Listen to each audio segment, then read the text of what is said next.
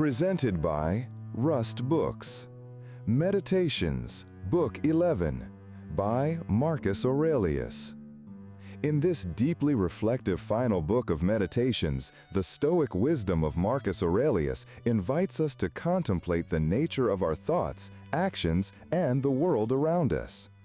Through a series of reflections, Aurelius examines the importance of self-restraint, virtue, and living in accordance with the natural order. His thoughts urge us to remain true to ourselves, to remain undisturbed by external forces, and to act in harmony with the universe's grand design. Join us as we explore Book 11, where the pursuit of inner peace, reason, and justice remains ever relevant, offering timeless guidance for those seeking a life of purpose and tranquility. Verse 1. The natural properties and privileges of a reasonable soul are these: that it sees itself, that it can order and compose itself, that it shapes itself as it will, and that it reaps its own fruits, whatever they may be. For plants, trees, and unreasonable creatures, whatever fruits they bear, whether literal or metaphorical, they bear them for others, not for themselves. Again, whenever and wherever her life ends, whether sooner or later, her soul has its own end. For it is not as with dancers or players, who, if interrupted in any part of their action, the whole action becomes imperfect. But the soul, in whatever part of time or action it is surprised, can make that which it has in its hand, whatever it is, complete and full, so that it may depart with this comfort: I have lived, and I lack nothing of that which properly belonged to me. Moreover, the soul encompasses the whole world, penetrates the vanity and shallowness of it, and stretches itself to the infiniteness of eternity. The cycle of all things, their revolution and restoration after a certain period of time to the same state and place as before, the soul comprehends all of this within itself. And with clarity, it sees this truth: neither those who follow us will see anything new that we have not seen, nor will those who came before us see anything more than we have. For he who has reached 40, if he has any wisdom at all, can, in a sense, see both past and future, for they are all of one kind. Just as it is proper and natural for the soul of man to love his neighbor, to be true and modest, and to regard nothing so much as itself, which is also the property of the law, so it appears that sound reason and justice come to the same thing. And therefore, justice is the chief aim that reasonable creatures ought to pursue as their end. Verse 3. That soul which is ever ready, even now at this moment, if need be, to separate from the body, whether by extinction, dispersion, or continuation in another place and state, how blessed and happy it is! But this readiness must not come from an obstinate and peremptory resolution of the mind, violently and passionately set on opposition, as Christians are wont to do. Instead, it must arise from a peculiar judgment with discretion and gravity, so that others may also be persuaded and drawn to the same example, but without any noise or passionate exclamations. Verse 4. Have I done anything charitably? Then I am benefited by it. Make sure that this thought is always present to your mind and never cease to consider it. What is your profession? To be good. And how should this be well achieved? But by certain theorems and doctrines, some concerning the nature of the universe, and some concerning the proper and particular constitution of man. Verse 5. Tragedies were originally introduced and established to remind men of worldly chances and accidents, that these things in the ordinary course of nature happen as they do. Men who were greatly pleased and delighted by such occurrences on the stage would not be grieved and afflicted by the same things in a greater stage. For here you see the end of all such things, and even those who cry out so mournfully to see Theron must bear them for all their cries and exclamations, just as others do. In truth, many good things are spoken by these poets, For example, here is an excellent passage. But if so be that I and my 2 children are neglected by the gods, they have some reason even for that. And again, it will but little avail thee to storm and rage against the things themselves. And once more, to reap one's life as a ripe ear of corn, and whatever else may be found in them of the same kind. After the tragedy, the ancient comedy was introduced, which had the liberty to speak against personal vices. Through this freedom and liberty of speech, it was of great use and effect in restraining men from pride and arrogance. To this end, Diogenes also took the same liberty. After these, what were the middle or new comedy for, if not, at least for the most part, for the delight and pleasure of curious and excellent imitation? It will steal away, look to it. No one denies that these also have some good moments, but what is the underlying foundation of that kind of dramatic poetry, if not what we have already said?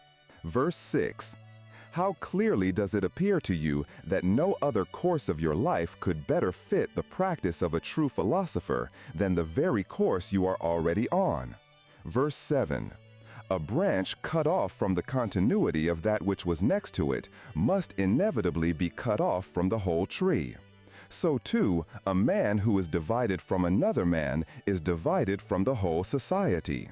A branch is cut off by another, but he who hates and is averse cuts himself off from his neighbor, not realizing that at the same time he divides himself from the whole body or corporation. But herein lies the gift and mercy of God, the author of this society, that once cut off we may grow together again and become part of the whole once more. Yet, if this division happens often, the misery is that the further a man goes in this separation, the harder he becomes to reunite and restore. And although gardeners know that a branch once cut off and then grafted in is never quite like one that sprouted together from the beginning. Verse 8. To grow together like fellow branches in matters of good correspondence and affection, but not in matters of opinions. Those who oppose you in your right courses, as it is not in their power to divert you from your good action, so neither let it be in their power to divert you from your good affection towards them. But make it your care to keep yourself constant in both, in right judgment and action, and in true meekness towards those who either try to hinder you, or at least are displeased with you for what you have done. For to fail in either to give up out of fear, or to forsake your natural affection towards him who by nature is both your friend and your kinsman, is equally base and much like the disposition of a cowardly fleeing soldier. Verse 9. It is not possible that any nature should be inferior to art, since all arts imitate nature.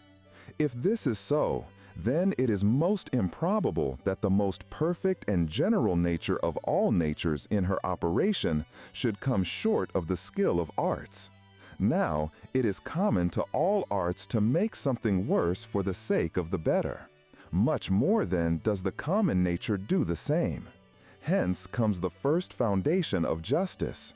From justice, all other virtues derive their existence.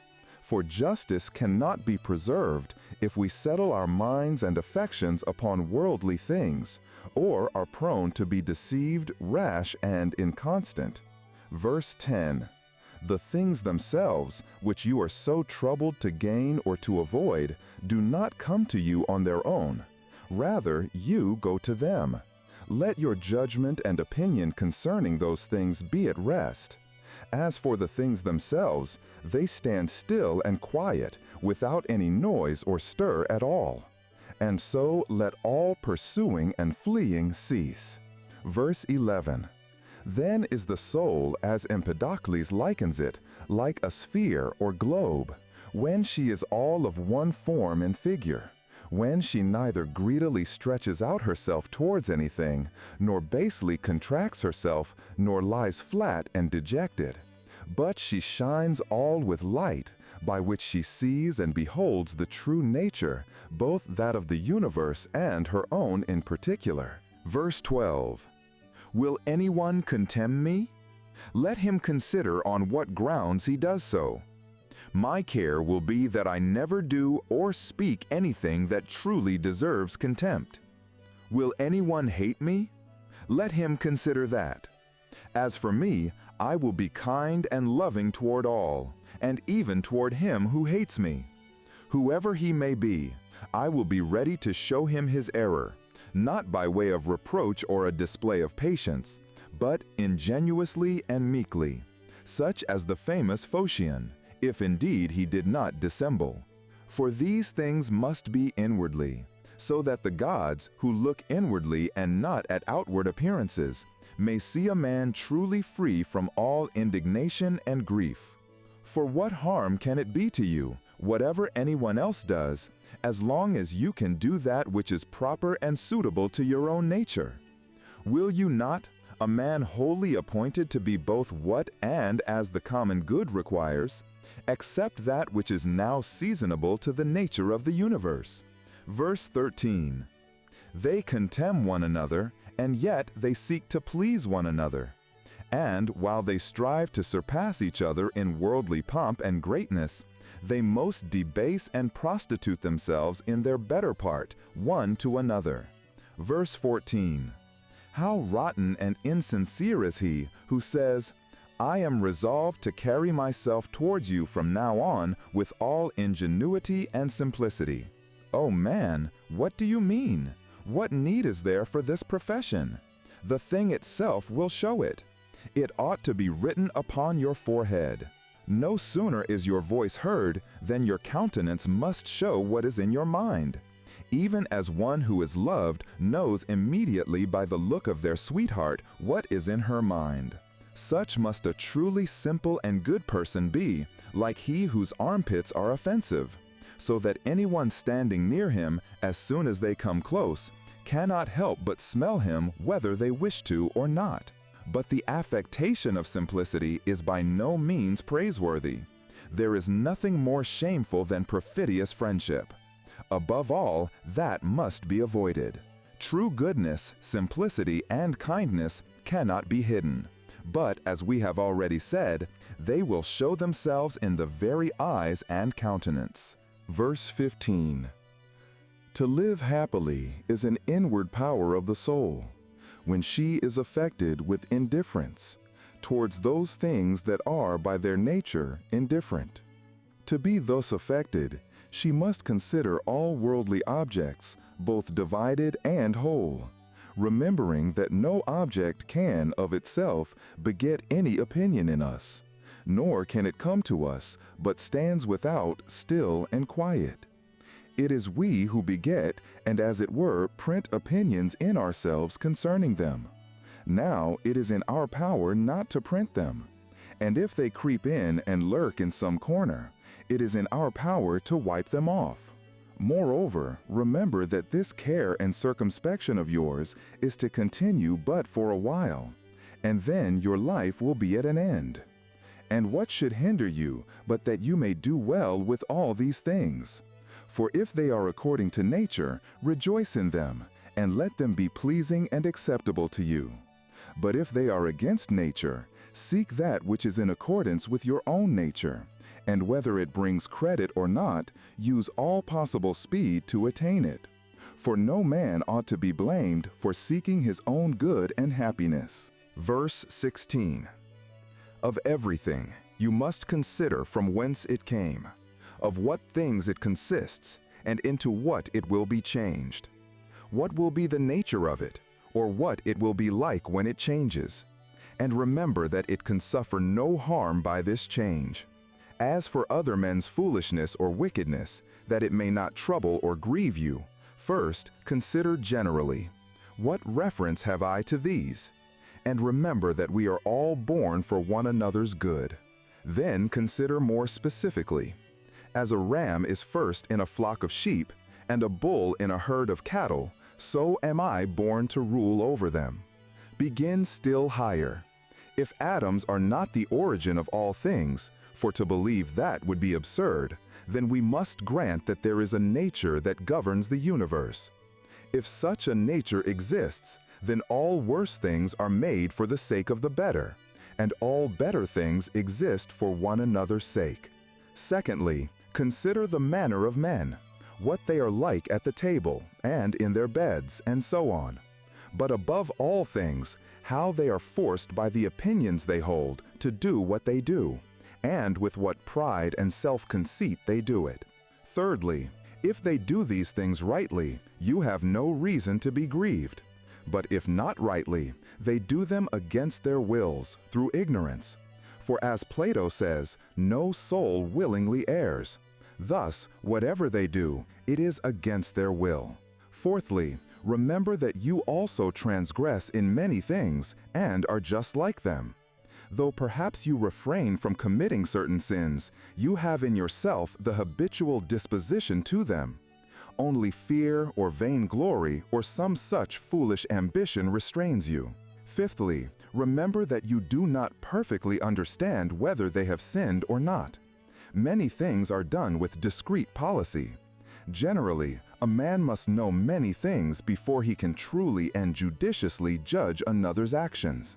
Sixthly, whenever you grieve or make great woe, little do you remember that a man's life is but for a moment, and soon we shall all be in our graves. Seventhly, it is not the sins and transgressions themselves that trouble us properly. They exist only in the minds and understandings of those who commit them, but our own opinions concerning those sins. Remove the notion that they are grievous, and you will have removed your anger. How should you remove it? By reasoning with yourself that it is not shameful. For if shameful things were the only true evil, then, in following the common instinct of nature, you would avoid the evil by committing many unjust things, stealing and doing anything that would lead to your worldly ends. Eighthly, remember how many grievous things often follow from fits of anger and grief, far worse than the things you are angry or grieved about. Ninthly, meekness is an unconquerable force, if it is true and natural, not affected or hypocritical. For how can even the most fierce and malicious person stand against you, if you continue to be meek and loving toward him, even when he is about to wrong you? And when he wrongs you, with all meekness, teach him and instruct him better. For example, my son, we were not born for this, to hurt and annoy one another. It will be your hurt, not mine. Show him clearly and forcefully that it is so, just as even bees do not harm one another, nor do any other creatures that are naturally sociable. But this must not be done in mockery or in reproach, but tenderly, without harshness of words. And it must not be done for the sake of exercise or display, but in such a way that no one but him knows. These 9 points, as gifts from the Muses, remember them well. Begin today, while you are still alive, to be a man indeed. But take heed not to flatter them as much as to be angry with them. Both are equally uncharitable and harmful.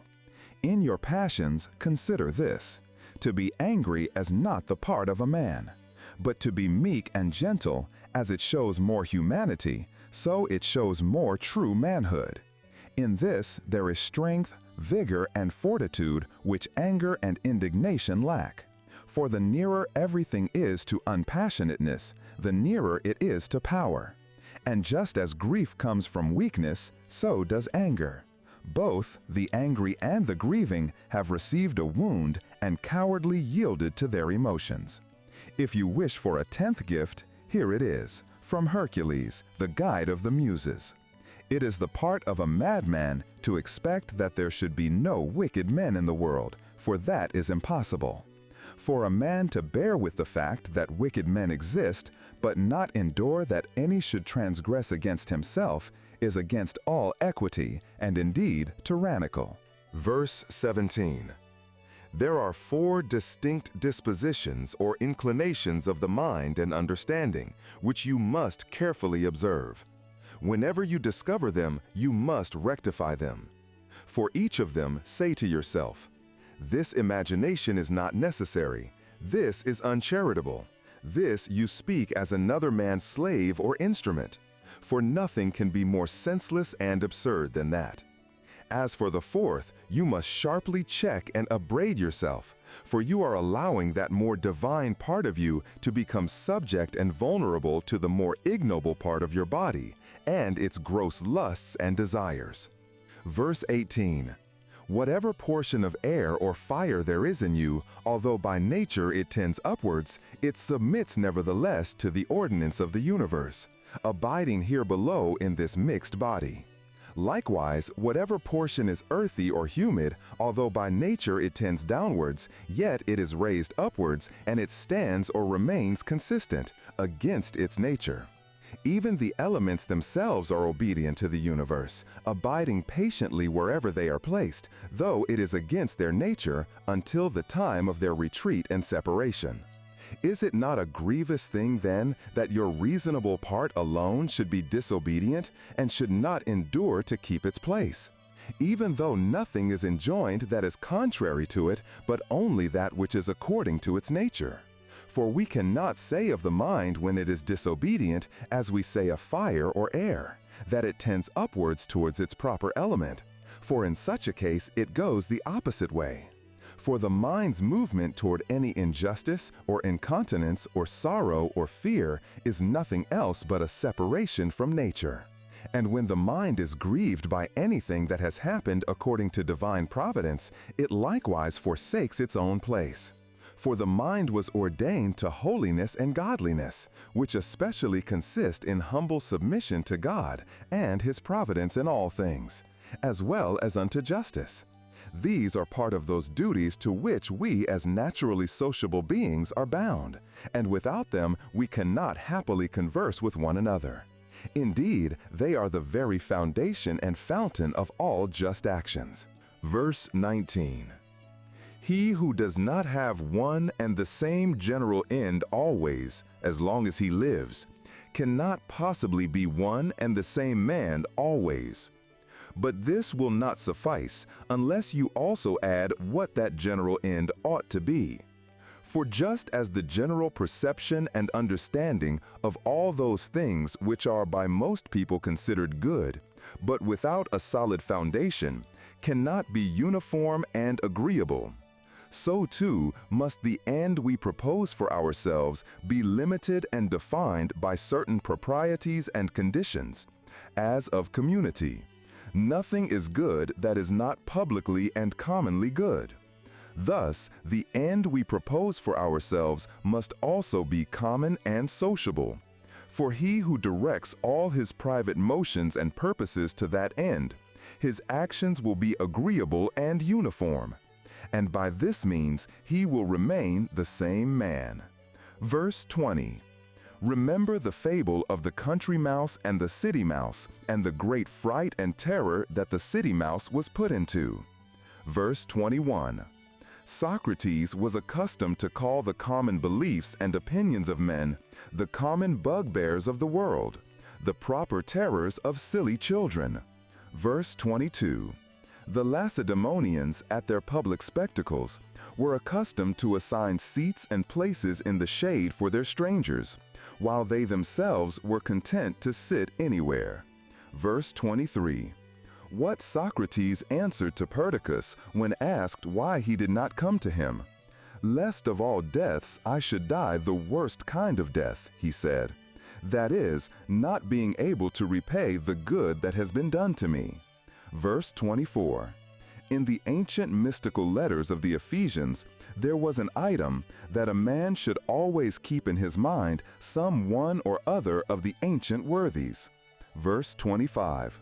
The Pythagoreans were accustomed early in the morning, as the first thing they did, to look up to the heavens, to remind themselves of those who constantly and invariably perform their task.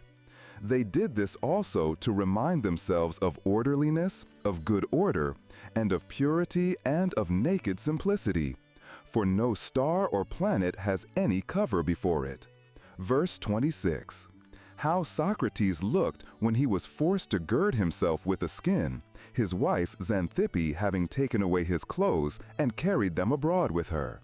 and what he said to his fellows and friends who were ashamed and, out of respect to him, retired themselves when they saw him thus dressed. Verse 27. In the matter of writing or reading, you must be taught before you can do either.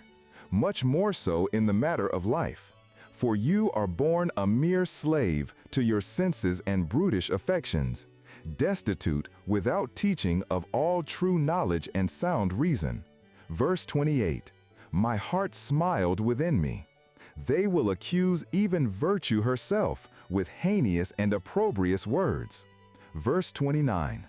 As those who long after figs in winter when they cannot be had, so are those who long after children before they are granted them. Verse 30. As often as a father kisses his child, he should say secretly with himself, tomorrow perchance shall he die. As Epictetus said, but these words are ominous. No words are ominous, said he, that signify anything natural. In truth, indeed, they are no more ominous than this: to cut down grapes when they are ripe, green grapes, ripe grapes, dried grapes, or raisins. So many changes and mutations of one thing, not into that which does not exist, but into something that is not yet in being. Verse 31. Of the free will there is no thief or robber. Out of Epictetus, whose wisdom also teaches that we should find a certain art and method of assenting, and that we should always observe with great care and attention the inclinations of our minds, so that they may always remain with their due restraint and reservation, always charitable and in accordance with the true worth of every present object. And as for earnest longing, we should altogether avoid it, and use aversiveness only in those things that wholly depend on our own wills. It is not about ordinary petty matters, believe it. Believe it, that all our strife and contention lies, but whether, with the vulgar, we should be mad, or, by the help of philosophy, wise and sober. Verse 32. Socrates said, what will you have? The souls of reasonable or unreasonable creatures? Of reasonable. But what? Of those whose reason is sound and perfect, or of those whose reason is vitiated and corrupted? Of those whose reason is sound and perfect. Why then do you not labor for such? Because we already have them. What then do you strive and contend between you?